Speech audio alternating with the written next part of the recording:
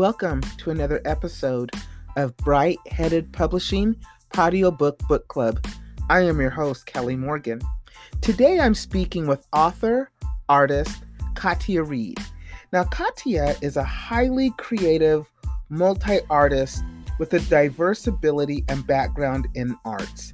She is here today to talk about her first novel, The Foretold Story Book 1, Part 1. And it is a trilogy with Book 1 cut into 2 parts, and it was just released April of last year, 2020. She told me this book was 19 years in the making. I'm so glad that she decided to be a part of the book club and has come to share her book with us on the podcast. Welcome the newest member of the book club, Katia R.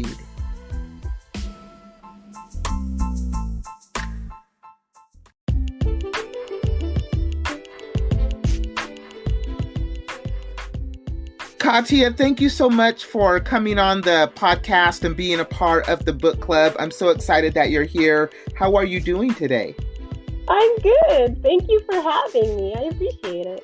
You are very welcome. You know, you're here today to talk about your book, The Foretold Story, Book 1. And so I'm really excited to hear about your book, and I know that it's a series. But before we get into that, I would like to just kind of find out more about you, the author, and your journey to becoming a published author. Did you always know that you wanted to be an author or a writer?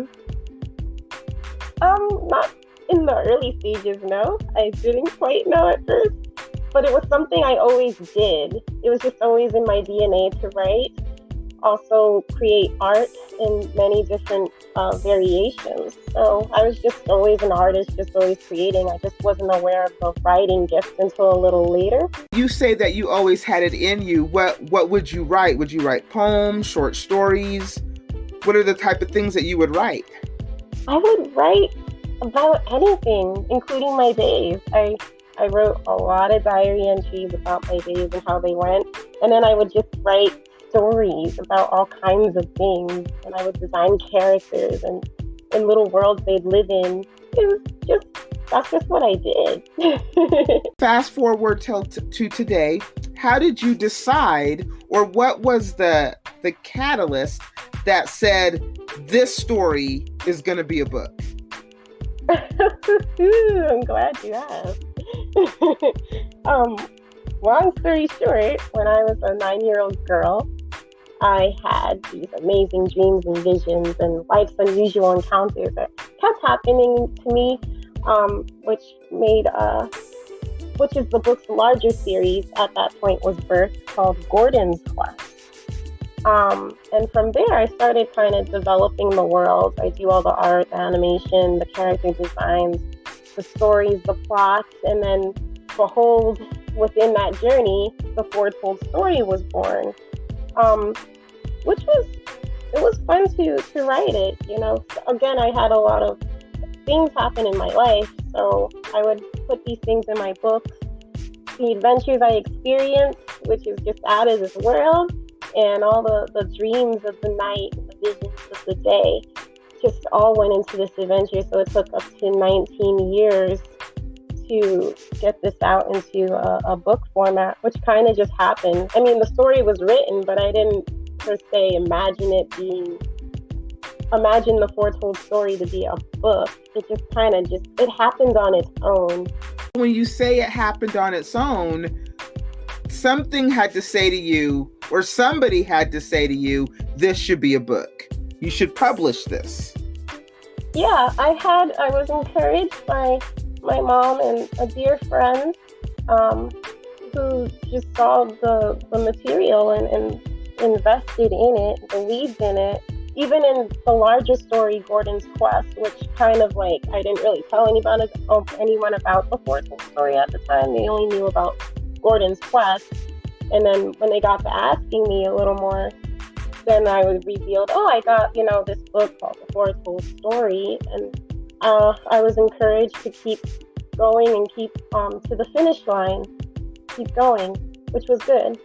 What was the publishing journey like? You said that you went through a hybrid. Mm-hmm. So what was that like? I have had authors have good experiences with hybrids and vanity presses, and then not so good experiences. So what was your experience like? So let's say it's a great launching pad. Definitely a lot of learning lessons. And one of the most important things I'm going to tell any person that's an author or an artist is you really have to understand business. You have to understand business. You have to protect your work, because when you're dealing with presses like that, they're not going to shield you from pirates in the pirating world.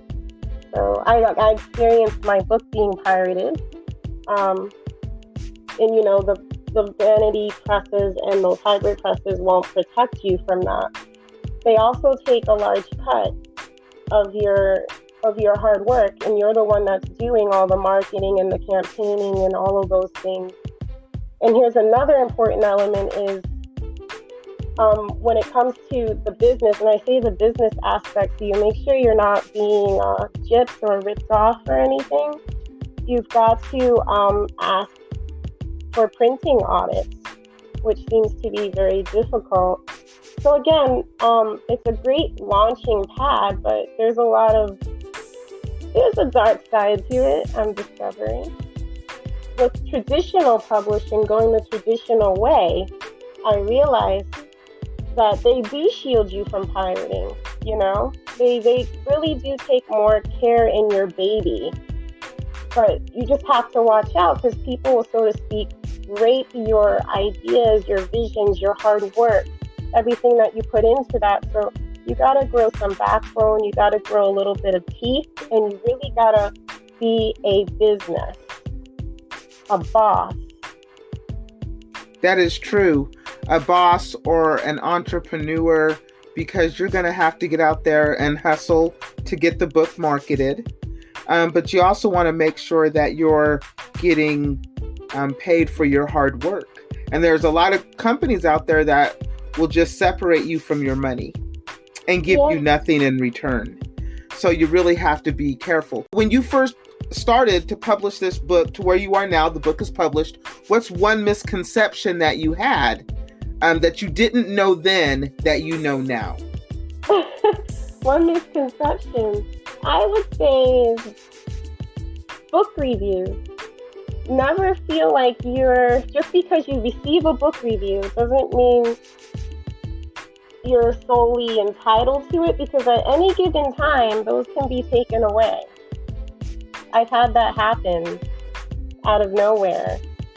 So I'd say it just teaches you the value and to be more appreciative, that much more appreciative of what you do have and what you get. So what do you mean you had it taken away? Well, because again, it's the business aspect, and you don't know business. You have to be careful because, well, let's just say, so Barnes & Noble, I had some wonderful book reviews that were finally coming in, and I made the mistake of marketing those reviews from their websites, and they suddenly took them down. And when I got in touch with them to ask them, well, what happened to the book reviews? And I have people I look to for guidance that said, you should find out what happened to the book reviews. It took a couple of months going back and forth with them, and no one could give me a straight answer. They just said it was suspicious activity. And I'm like, okay, like what? Are you implying that I wrote these reviews myself? Because I didn't. And finally, I got a hold, and still they wouldn't give me a straight answer. And I said, well, can you at least tell me why you took the reviews down? Like, I should know, at being the author of the book, and it only hurts your sales in the long run. And so they finally, after going through a couple of different departments and people, they sent me like this rule book of how their reviews work. And right there, I saw that, if you take stuff directly from their website and post it anywhere, that goes against their policies. So You have to understand the rules. And I made that mistake because I thought it was okay because I've seen a whole lot of other authors doing it. Like they would advertise their book reviews from like Barnes and Nobles and different places, and I thought that was okay, and it wasn't okay. So I made that mistake, and that was a lesson learned. But I understand now, Were they willing to put the reviews back up? I am looking into that right now. I mean, even if they're not, hey, it's a lesson learned. There'll be more, I'm sure, in the future. Again, it's just a humbling learning process, and it's what you choose to do when you fall. You can either fall or you can learn to grow with the experience and become better at it. Correct. And that's good to know. So to tell another author, hey, this is what happened to me when I started taking my reviews off or Barnes and Noble because other authors had done it, but it doesn't make it okay. So they probably ran into the same issues that you did. Yeah. And the reviews are for so people can, want to read your book, not just for your own personal gain. And I think you just, like I said, there's that sense of entitlement, Let's get into your book, The Foretold Story. So tell us about it. So this book was 19 years in the making. Tell us about the book. The book is it's an adventure of following a young man named Midas in a future world, who has just horrible things happen to him consistently, and he never kind of gets a leg up in life. And his dream is to work for the sought-after skyscraper empire, which is the crown jewel located in New York City, which is like the empire of technology. And that's his dream. But he's like encountering so many mysterious happenings, from like supernatural events to like dealing with really ultra elite type of people in higher realms that kind of run the world, as you will say. And he's kind of naive in that way, and he kind of gets tossed into this unknowingly, but there's like a greater battle of good versus evil between a supreme being called the light and a dark evil being called the beast. So it's like this crazy, whoa. It's epic! At least to me, anyways. It sounds great. And so you came up with this entire futuristic world. Yeah. How far into the future would you say the book is? That's actually a good question. It's just its own dimension, I would say maybe like 1,000 years in the future. Not too futuristic, but it's like a balance of technology. Not like Star Trek and Star Wars where it's like machinery everywhere, but there's like a balance between the two.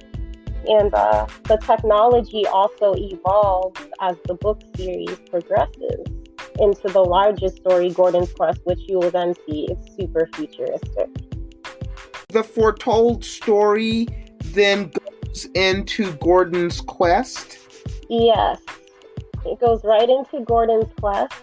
And that is actually packaged up into a cinematic movie, full motion picture movie script, and also concept website. That's like the ultimate final vision for the Foretold Story, so to speak. The Foretold Story is the prequel to it all. Gordon's Quest is a screenplay. Yeah. But is it a book as well? No. Is the goal or the dream Gordon's Quest made into film? Someday. It's a very big dream, but I have a feeling it may come true. You know what? But it's okay to have that big dream because films get made every day, and there's absolutely no reason why yours can't get made. You're right. It's not impossible. Films get made, good films and bad films. Oh, this is true. Right? So there's no reason in the world why your screenplay cannot be opted into film.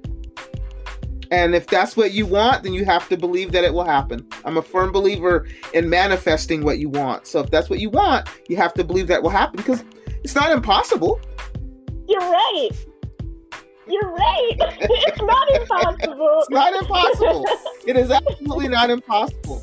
So on the book, you said it's a series. Is Gordon's Quest? Gordon's Quest is not a book, but it's a part of this series. So what is the second book in the series? In the Foretold Story series? Yes. It would be, well, you see, book 1 was cut into 2 parts because it was just way too long for a first book. So the next part in the series would be the Foretold Story Book 1 Part 2, and then the Foretold Story Book 2, and then finally the Foretold Story Celestial Realm chapters. Are all of these books written? For the most part, yes. So you're ready. So because you wrote these books over, like you said, 19 years. So you just didn't write the first book, A Foretold Story, over 19 years. You wrote this entire series over 19 years, correct? Yeah. That's phenomenal. That really is 19 years. Now, when you were writing it, at any point did you think this is going to be a book one day? It never crossed my mind, but, it's funny when my dream as I was growing up was to work for Disney as an animator.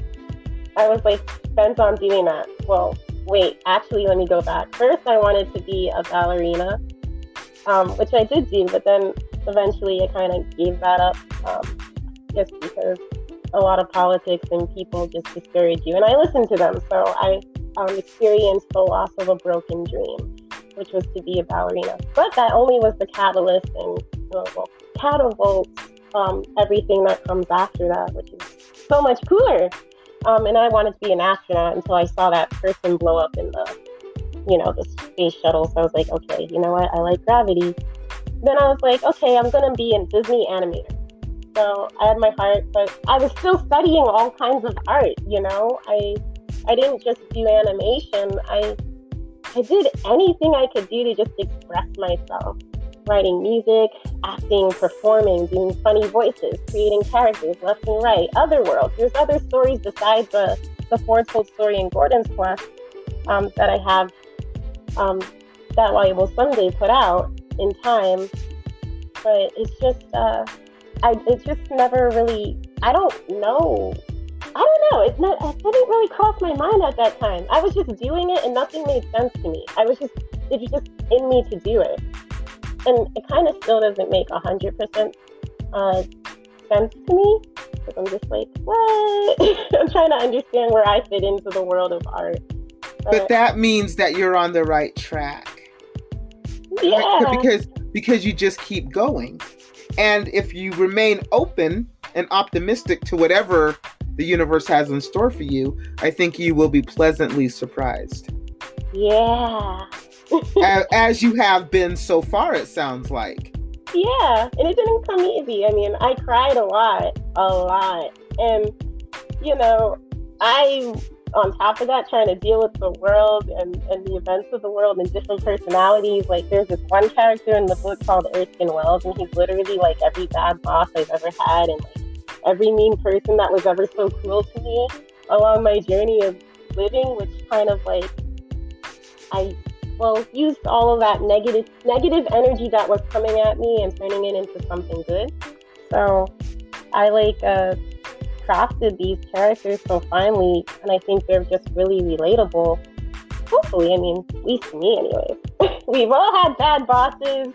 We've all had dark moments where you feel like you don't belong and you want to give up, and the world's just telling you you're nothing, but there's God telling you you're everything. That's why you're here. You have a purpose. You exist. And it's all about making that mark, So even though I'm doing all of this, and the first book kind of was a crazy experiment not an experiment, but it was a trial and error, I made so many mistakes, and I was naive going into this business again, like I was naive, just like the character in this book.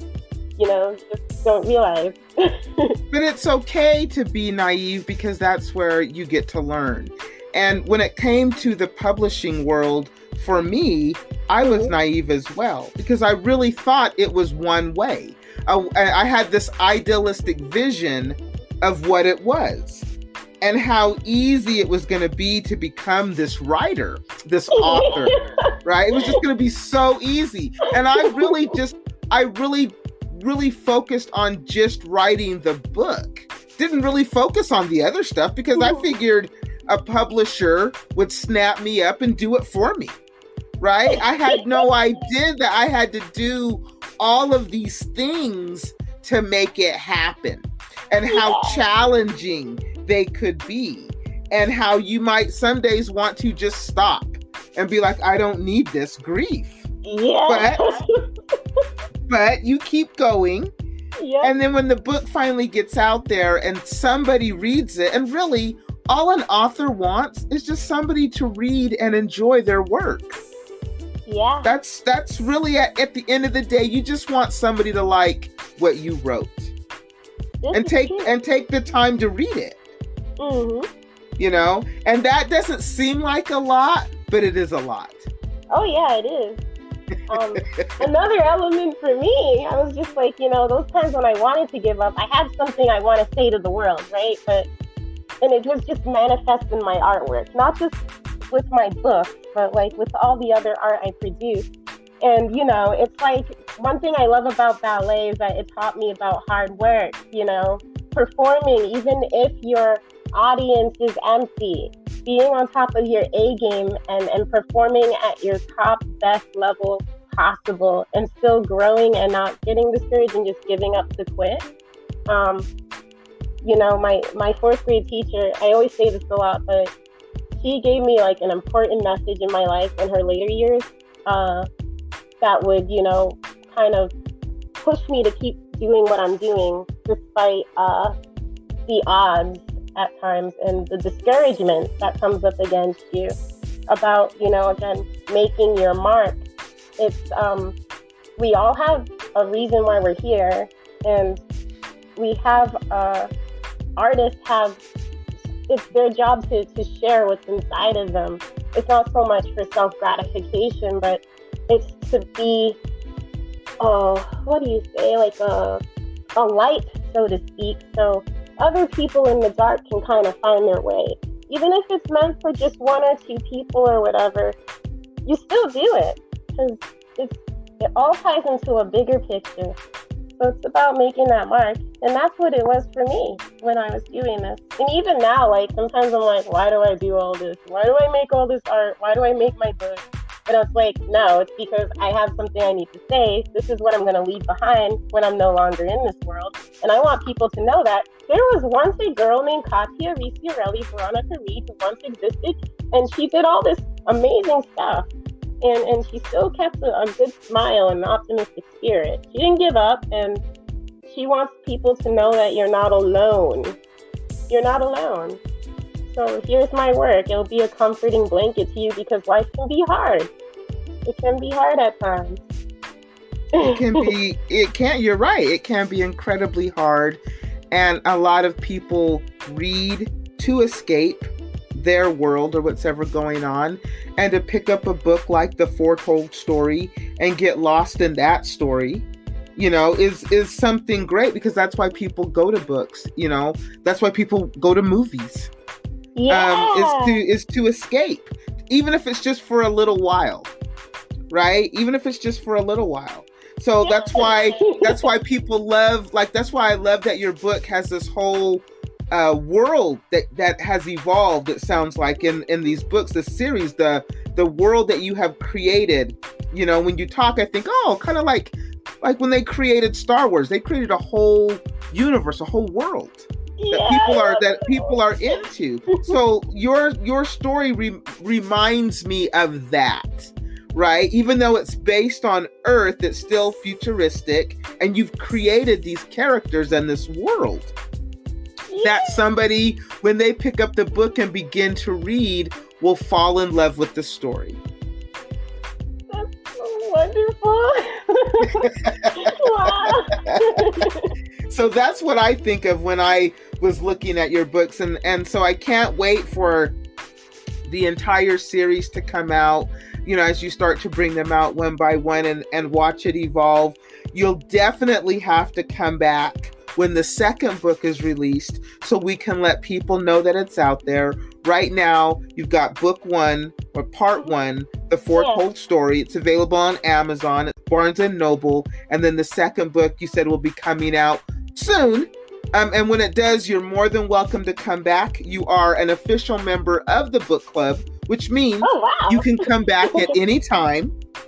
Yeah, you can come back at any time and we can talk about your next book when you're ready to share it with us. Wow, it's an honor, and thank you. I'm happy to be part of the book club. Like, it's awesome. You are so welcome. Thank you for spending the time and talking about your book and talking about all of your art. So if somebody wanted to reach out to you, do you sell your art, or do you do graphic design or art for other authors or book design, anything like that? Oh yeah, of course. I'm always happy to forge an alliance. And so if somebody wanted to reach you, do you have a website?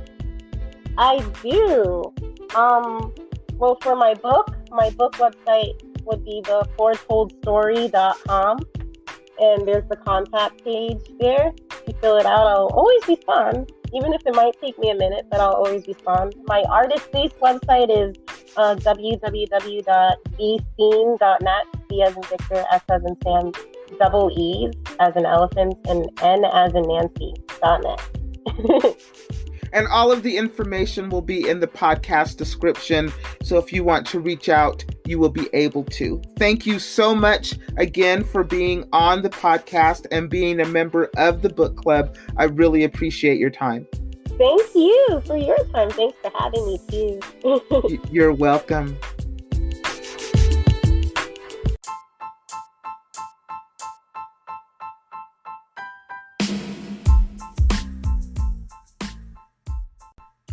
Thank you for listening to another episode of Bright Headed Publishing Audiobook Book Club.